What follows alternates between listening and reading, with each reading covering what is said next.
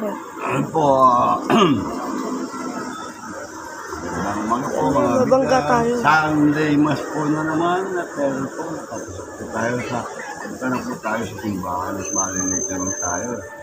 Kaya mga kabila, sama ko po si Jeffrey Toy, tumawag po. Ay nako. And na po at may yun nga po maraming kaburo sa ating bululan ng ating tatanungin. Kung kaya makakita po yun, bawal po yun dito. Yung album, mamaya na po ang pagkakasyaw ng trabaho. Punta pa rin sa aking Catholic Church. Siyempre, ulit mamaya na po ay nagkaroon po simbahan. At doon naman po siya bibisahan sa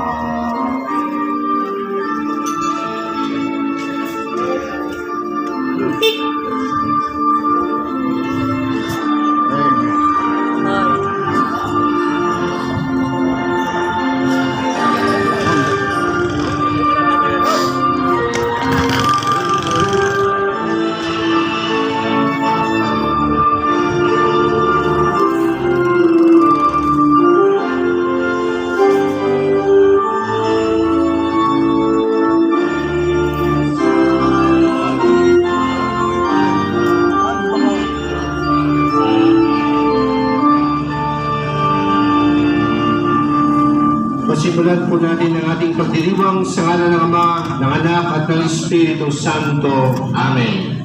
Ang pagpapala ng ating Panginoong Jesucristo, ang pag-ibig ng Diyos Ama, at ang pagkikipagkaisa ng Espiritu Santo naway sumainyong lahat. Sa paghahanda natin para sa pagdiriwang ng mga banal na misteryo, hilingin natin ang pagpapatawad ng Panginoon sa lahat ng ating mga kasalanan, lalo-lalo na sa ating di pagiging bukas palad. Sasabihin po natin, inaamin ko sa makapangyarihang Diyos at sa inyo mga kapatid na ako'y lubhang nagkasala sa isip, sa salita at sa gawa at sa aking pagkukulang. Kaya sinasamo ko sa mahal na Birheng Maria, sa lahat ng mga anghel at mga banal, at sa inyo mga kapatid, na ako'y panalangin sa Panginoong ating Diyos. Kawan tayo ng makapangyarihang Diyos, patawarin tayo sa ating mga kasalanan, at pagkubayan tayo sa buhay na walang hanggan. Panginoon, kawaan mo kami. Kristo, kawaan mo kami. Panginoon, kawaan mo kami. Purihin natin ang Panginoon.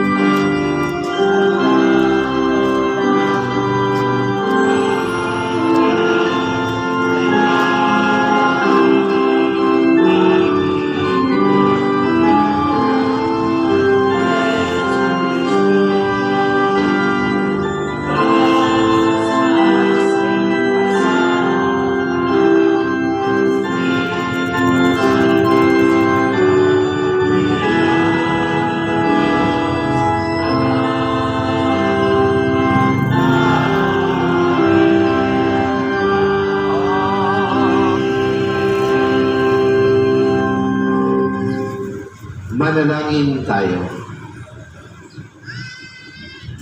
Ama naming makapangyarihan, para mo ng awa, nailayo sa amin araw-araw ang lahat ng mga sumasalungat sa amin at humahadlang upang ang aming buong katauhan ay magkaroon ng kalayaan para kusang sundin ang iyong kalooban. Sa pamamagitan ng Jesucristo, kasama ng Espiritu Santo, magpa sa walang hanggan. Amen.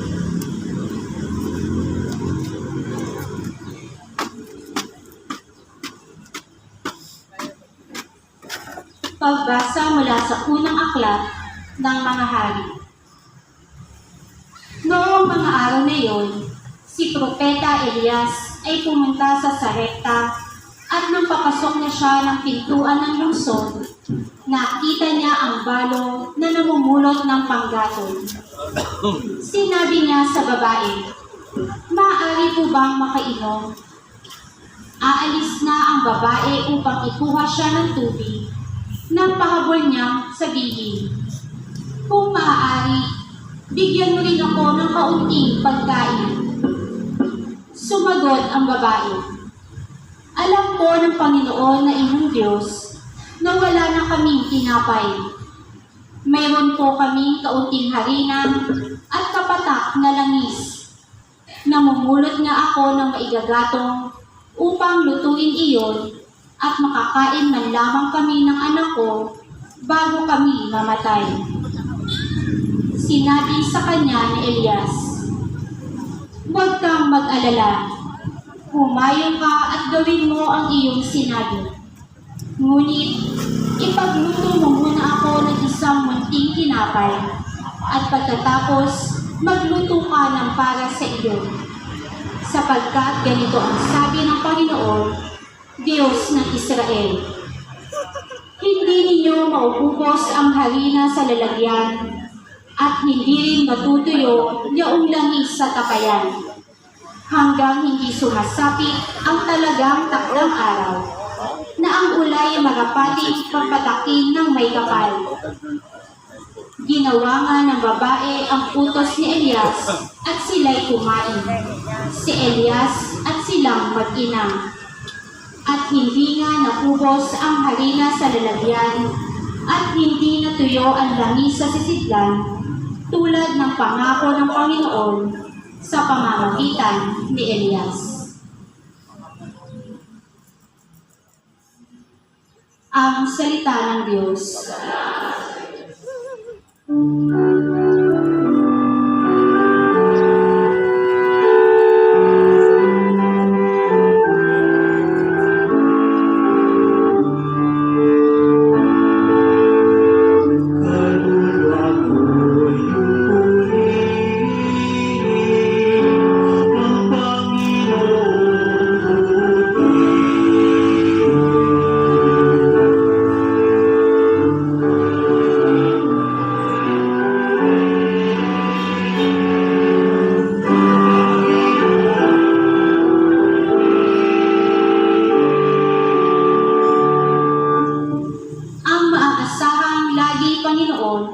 Panig sa naaapi ang Diyos na hukom, may pagkain handa sa nangagugutom.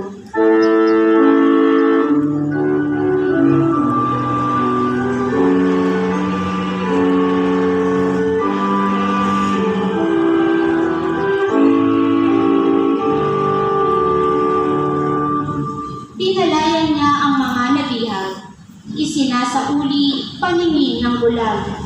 Lahat ng api ay itinataas, ang mga hinirang niya'y nililihap.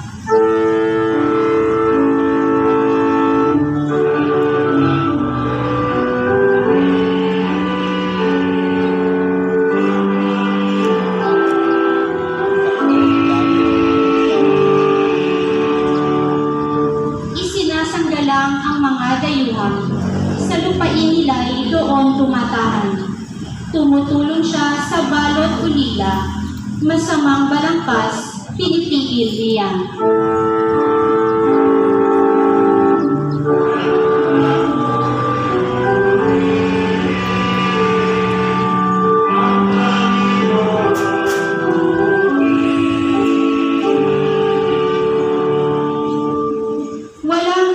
Hari ang Diyos na poon, nabubuhay lagi ang Diyos mo, Siyon.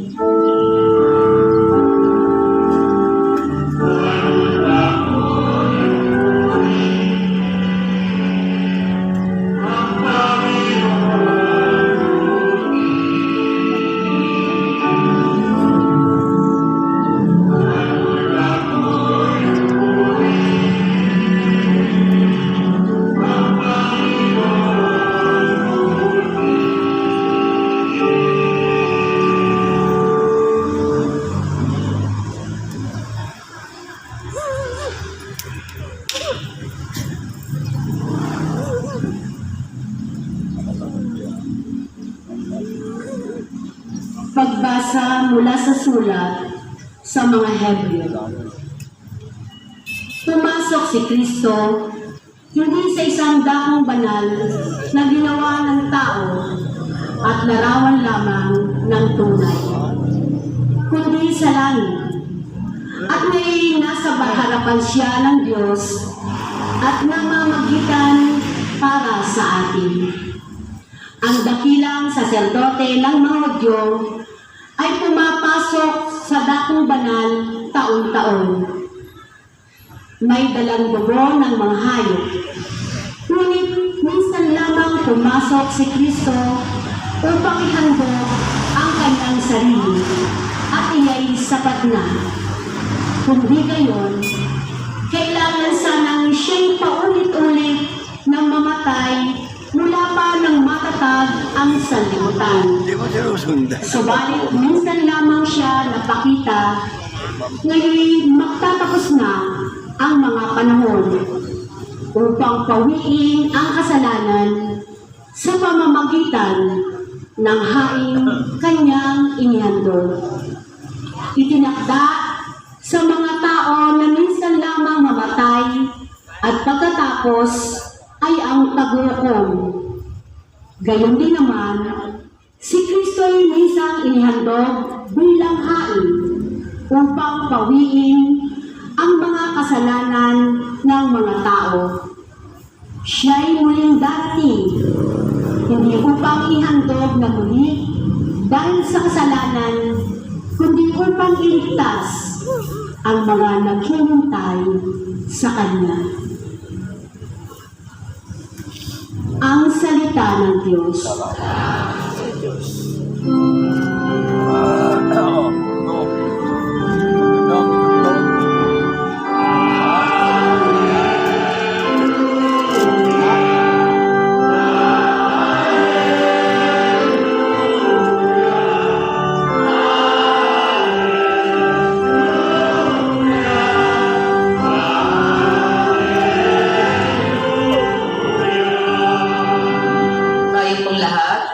Mapalad ang mga dukhan na tanging Diyos na nilikha ang pag-asa at antika.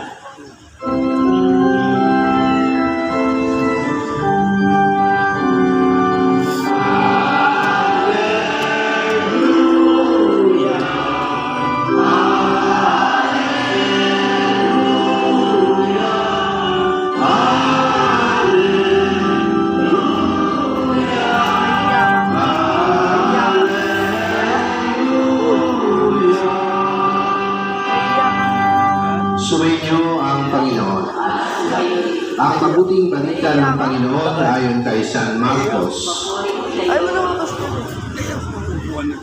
Noong panahon yun, sinabi ni Jesus sa kanyang pagtuturo, mag-ingat kayo sa mga isliba na mahilig maglalakad ng may mahabang pagkatan at natutuwang pakbubayan Ikaw sa yung nahiya.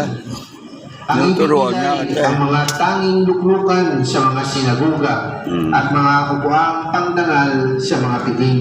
Nakaupo ko dito. Inuubos nila ang Panatag eh. kapuhayan ng mga babaeng balo. Tinawakan ko lang ayos ko ito kasi upuan. Ayos ko ng parking, hawakan mo. Unang mo sino? Lalo pang mabigat ang parusa sa kanila. Pumupo si Jesus sa tapat ng bugan ng mga kaloob doon sa templo at pinagmasdan ang mga taong naghuhulog ng mga salapi. Maraming mayayamang naghuhulog ng malaking halaga.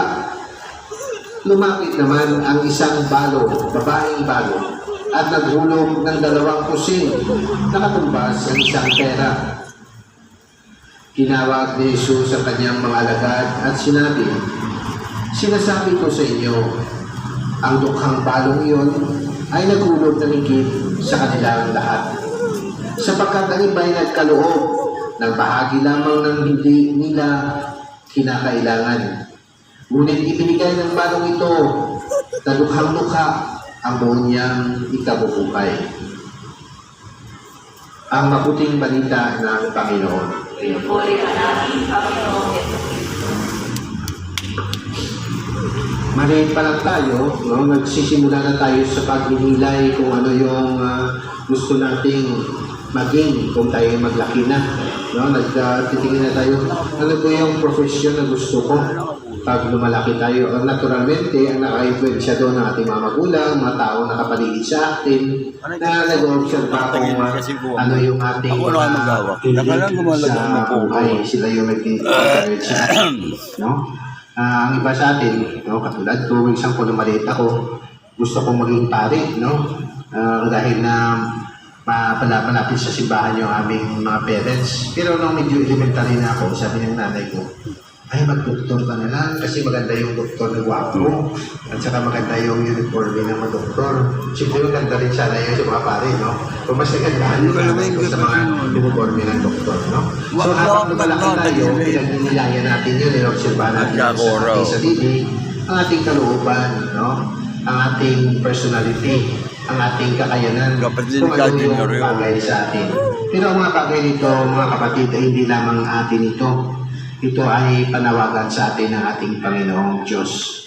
Ang pagpapari, ang pagdodoktor, pagsusundalo, pagiging teacher, no? At iba yung uri pa na mga profesyon o pwedeng maging mga lakal kasi iba kung minsan nag-graduate din yun sa college kung ano-anong course. Ay, ba yung naging successful sila sa kanilang pangangalakal. No? Hanggang hindi nagamit yung kanilang college degree, no, sa actual, no, na layunin ng mga ito. Hindi pwede sa labas sa gitna sa simbahan. Hindi naman sa kanila talaga gusto yung vocation yung degree na yung pangalakal o ibang matutunan mo sana ang kanilang okasyon at doon sila nagiging kabastusan nyo pagka sombrero. So, sa ating pagpipili ng ating vocation, ang vocation pa lang sa Latin word na magulang means to call. No? So, to call, meaning sila yung tatawag sa atin. Hindi naman natin sarili, hindi yung ating nanay at tatay, kundi ang Panginoon. At nalalaman natin ang panawagan ng calling ng ating Panginoon para sa atin, nalalaman natin yan sa ating mga puso. No? Kung tayo mga bata pa, tanongin tayo, bakit gusto mong maging doktor? No? Lahi ng basa, magandang damit ng doktor na puti, o sa damit ng pari na maganda, no? Mahaba puti, katulad na sinasabi dito sa Ebanghelyo. O sa maging sundalo, magandang uniform niya ng sundalo, may baril pa. At kung ano mga external na mga manifestations ng kakayanan at kapangyarihan na ibinigay sa mga iba't ibang professions. Usually, ang mga external na mga manifestations na mga vocation ito, mga anak buhay ang nakaka-attract sa atin. Pero habang tayo lumalaki, pinupurify natin yung ating intention. Gusto ko bang magpari dahil gusto ko lang magsuot ng magandang vestment ng pari? O ng doktor dahil puting-puting din yung damit ng doktor? O ng sundalo dahil may pari?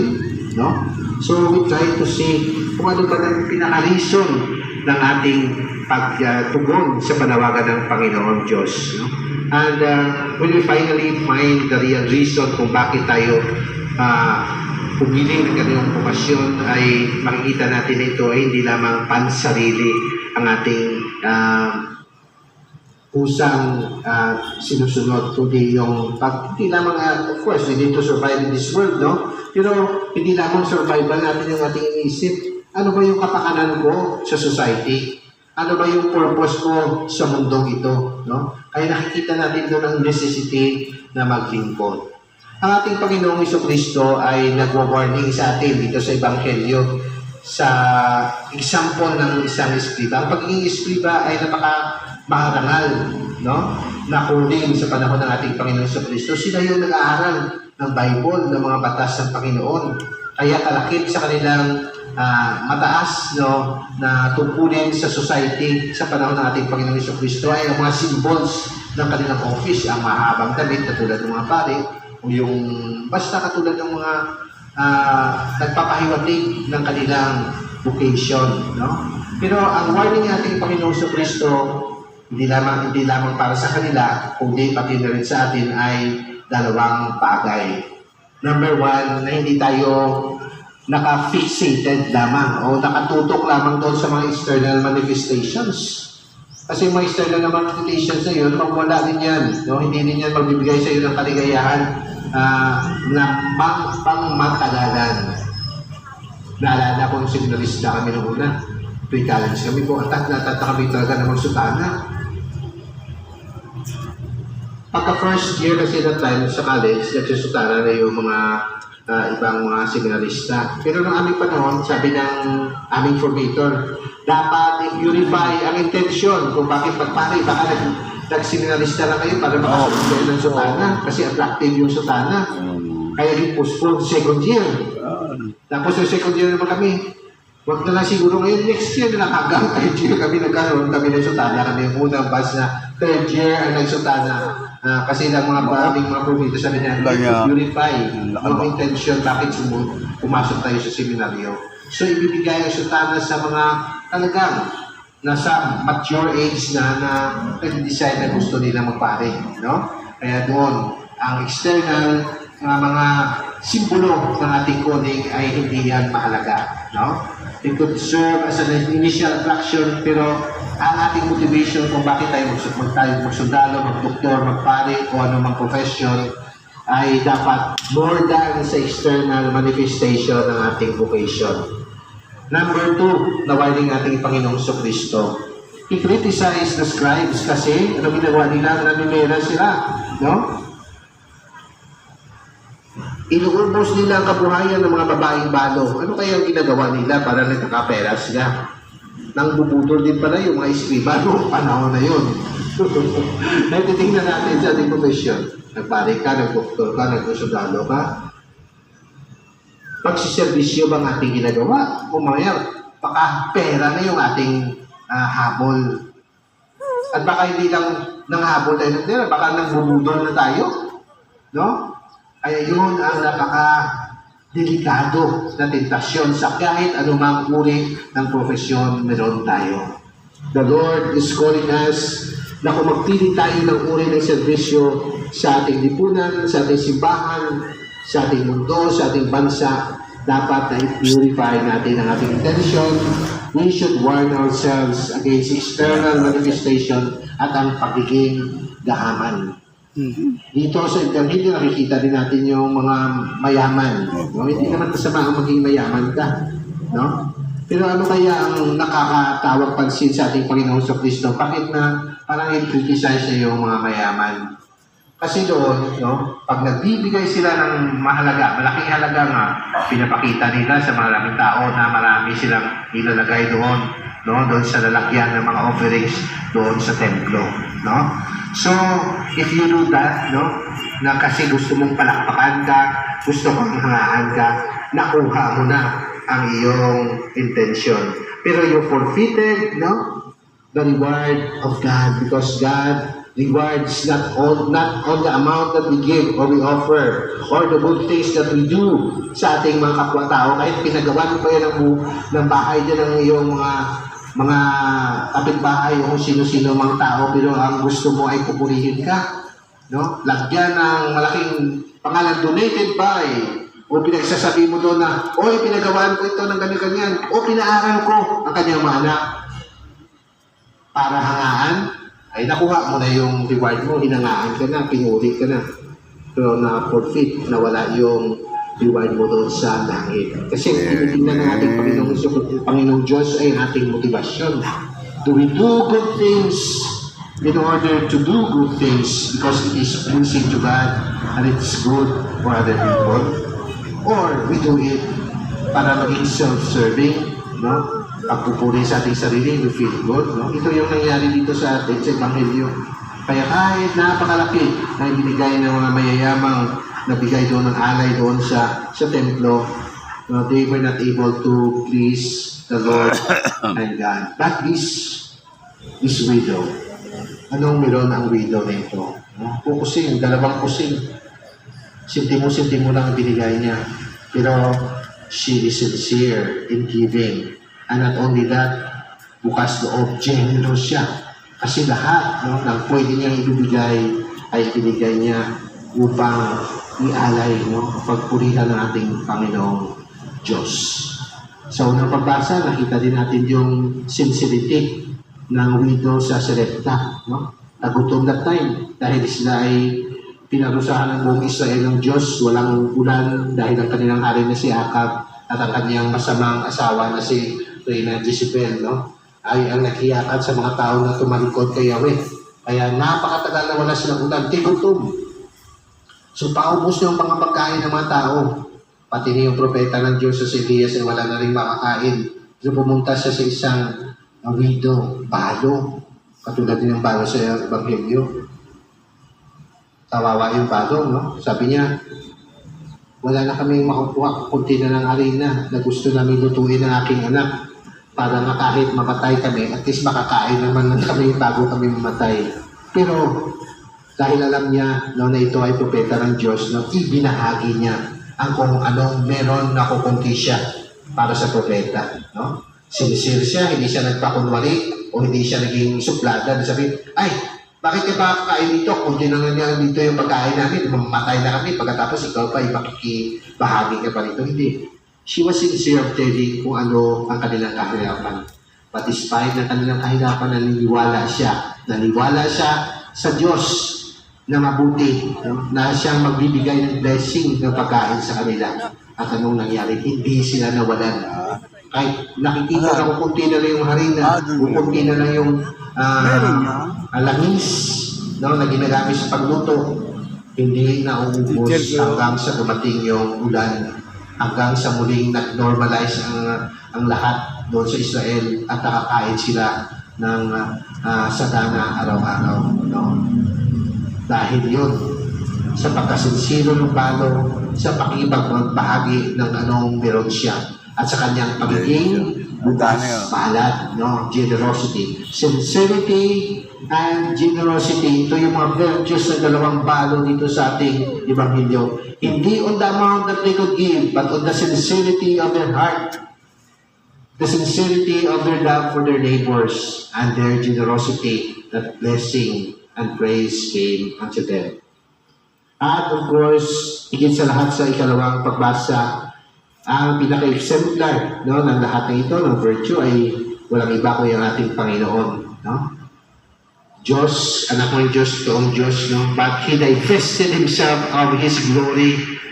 Nagkatawang tao, ipinanganak sa pinakamahirap na linya ni David sa kay Jose at Maria, isinilang sa sabsaban. Walang signs of honor,